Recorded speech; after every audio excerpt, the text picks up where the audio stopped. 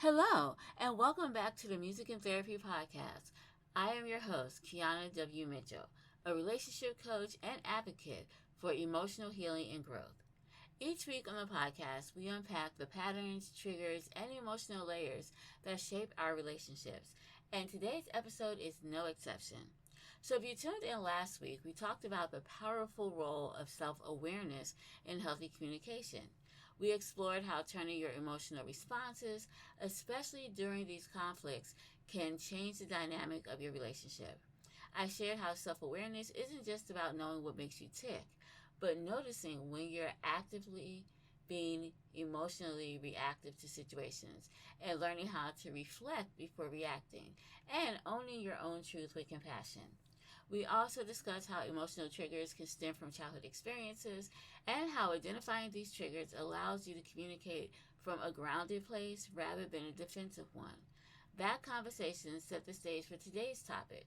So if you missed it, go back and give it a listen by clicking the link in the show notes to listen to last week's episode of the podcast.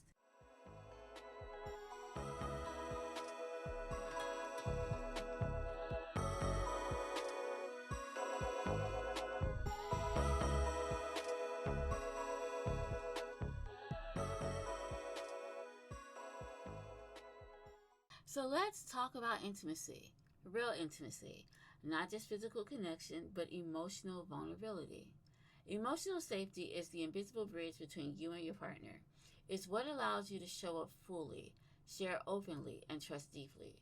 Without emotional safety, intimacy becomes performative, guarded, or even transactional.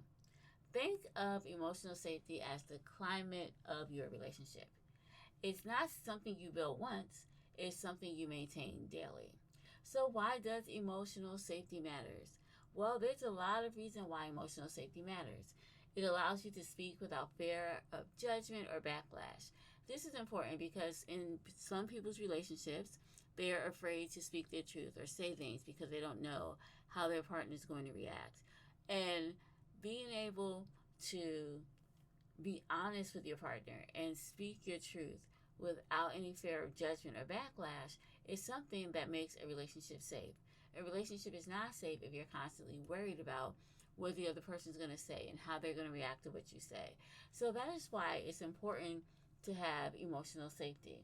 Another reason emotional safety is important is because it encourages honest conversations, even when they are hard. And this is important because, as you and I both know, in relationships, you're going to have hard conversations. It's not always about the fun things, the exciting things, the good things. No, it is a lot of the time. But then there are those times when you have to have those hard and even uncomfortable conversations. And in order to have hard and difficult conversations, you need to be able to have honest communication. And so emotional safety encourages honest communications. It builds a foundation of trust that intimacy can truly thrive on. And it also allows both partners to let their guard down, creating genuine emotional connection. So you can actually be yourself in an emotionally safe relationship.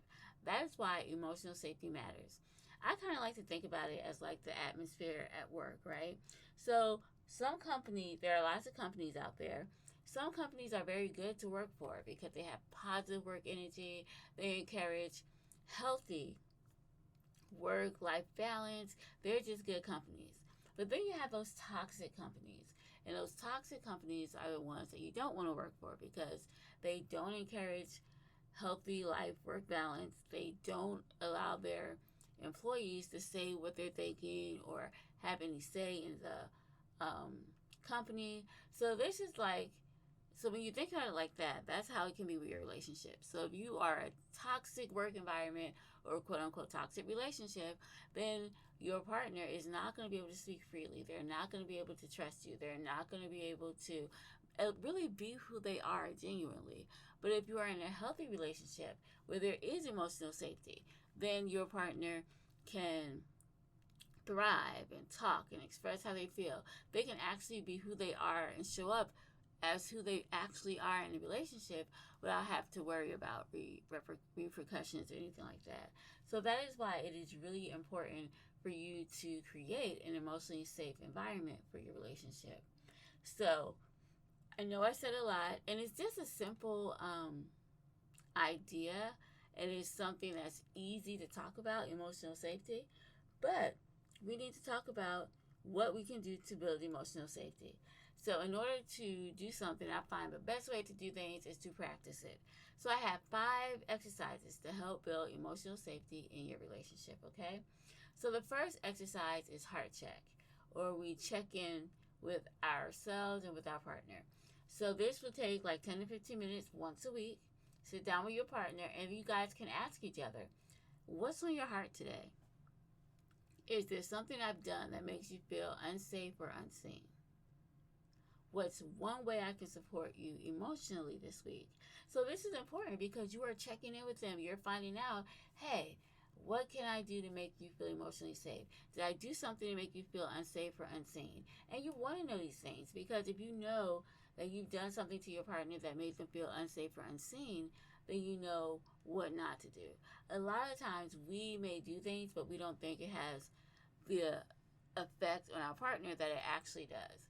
As a parent, I know there are times when I say things to my kids, and it's not even anything mean or anything. I may just make a comment like, oh, I don't remember, or can you just tell me later, or something like that, and they may get offended.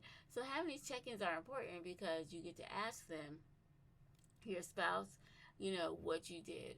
Now, my kids will always tell me what I've done, so I know exactly what I've done to make them feel upset, frustrated, unsafe, or not validated. They tell me all this stuff, so I know exactly what it is. But your partner may not be that open, and your partner may not tell you what you did that may hurt them or make them feel unsafe or unseen. So asking these questions is very important because they may feel like if they talk to you about it, you might get angry. So by you opening up this line of communication, opening up the dialogue and asking, what did you do? You are creating a safe emotional environment for your spouse, and you're building emotional safety. This ritual will allow you to consistently assess and maintain emotional safety even when life gets busy. So the heart check-in ritual is very, very important. And guys, it only takes 10 to 15 minutes a week, and you and your spouse can or partner can sit down and talk about these things. The next exercise is called the triggering map exercise. This deals with individual reflection and couple discussion. So in this exercise, you will spend time identifying your top 3 emotional triggers and write them down, of course, because it's always easier to process and look at things and work on things when it's written down because you can just read it. So you will write down what typically triggers you. Write down what emotions arise. And then what do you think this reaction stems from?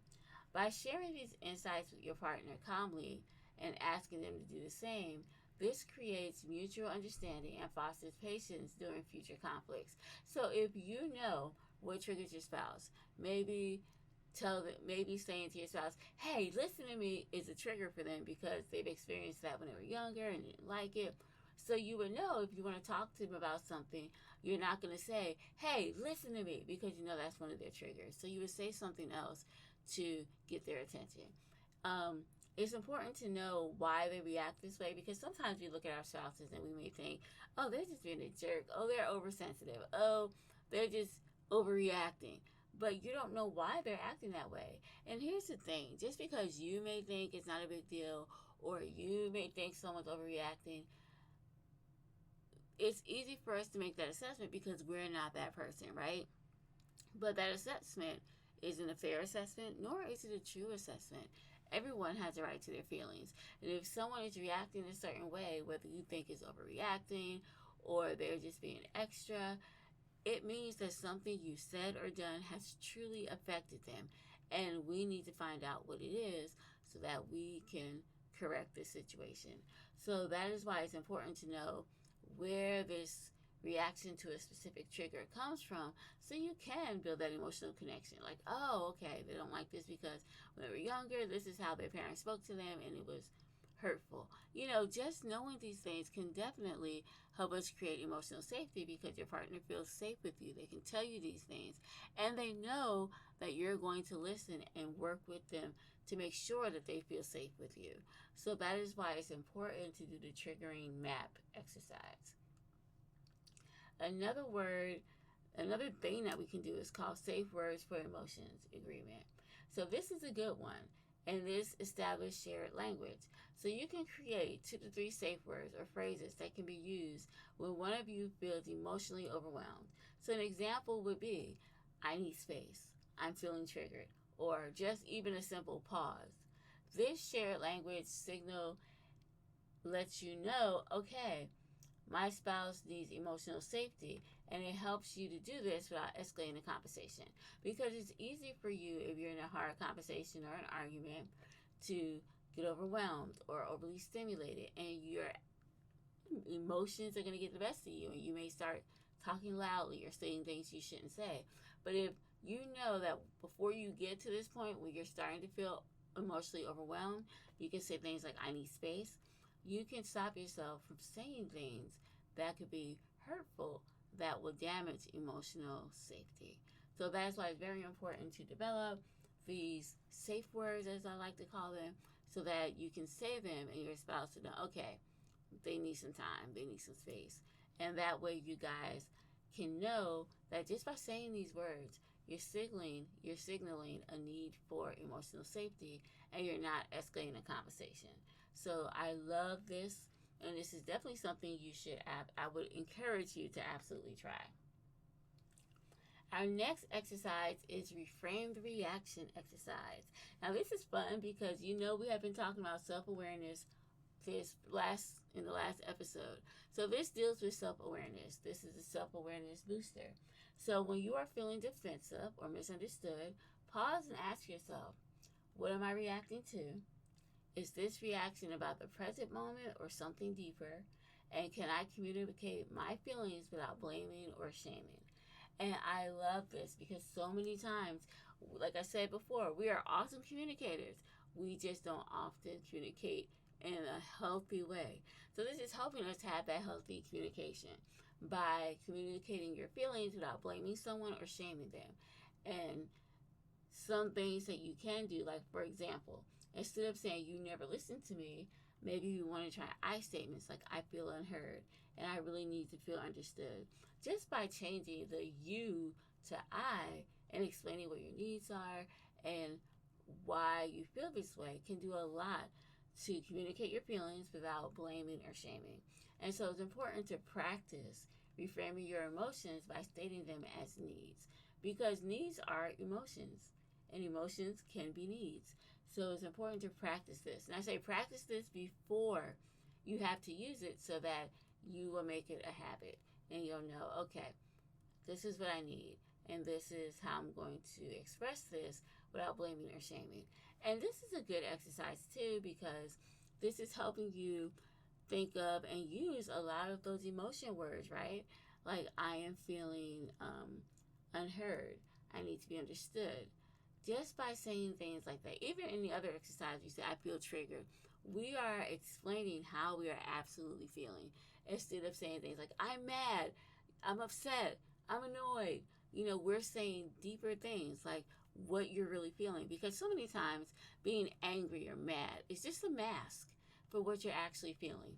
And I mean, there have been times where I felt quote unquote mad, but I was really hurt, or I felt mad, but I was overwhelmed, or I felt quote unquote mad, but I was disappointed. So mad or being angry can mask a lot of those feelings that we have. So it's important to break it down. Like, okay, I feel angry. Why do you feel angry? And get to the root of that anger or frustration so that you can use the emotion word to describe fully what you are feeling. And being able to communicate that without blaming or shaming your spouse is an awesome way to help build emotional intimacy. Another thing that you can do is called vulnerability and practice letter exchange.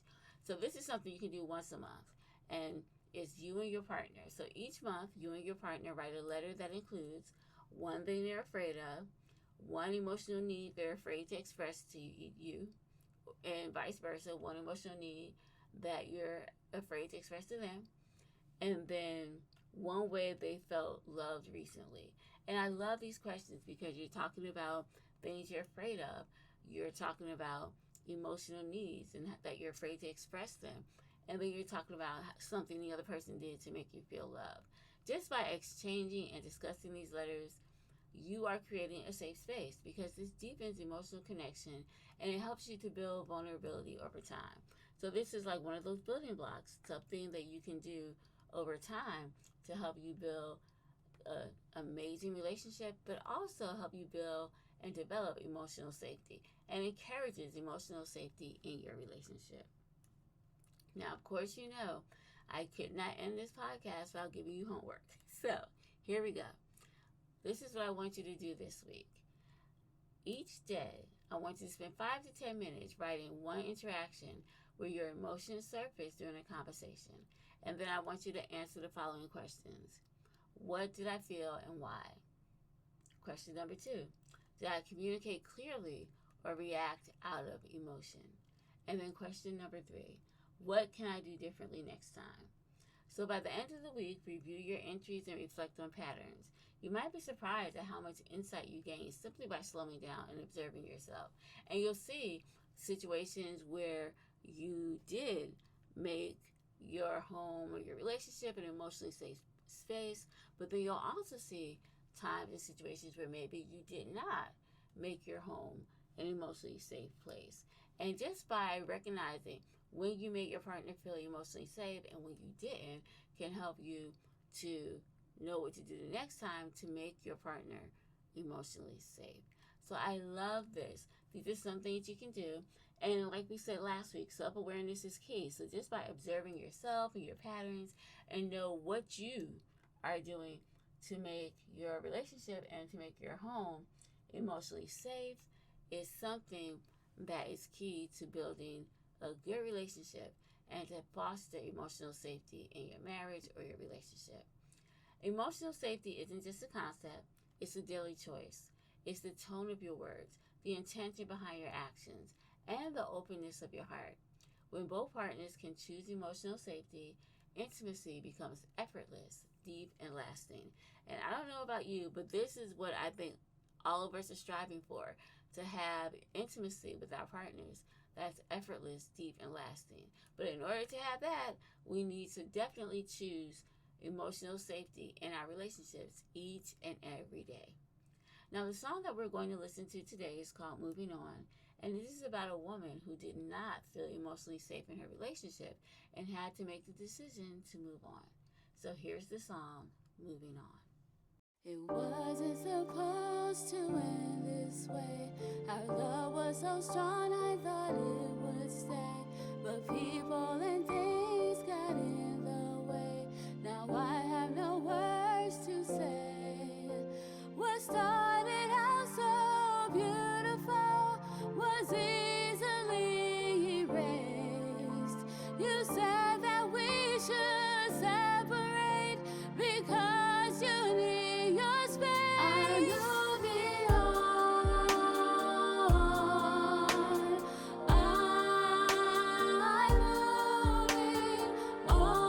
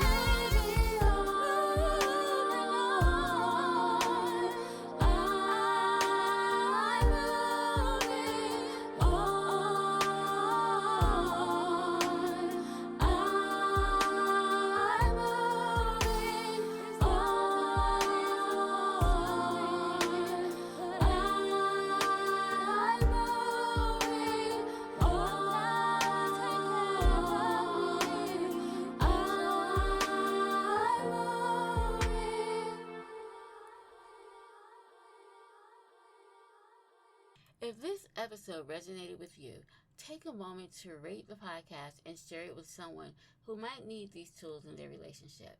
And as always, thank you for joining me, and until I talk to you next week, have an amazing day and an awesome weekend.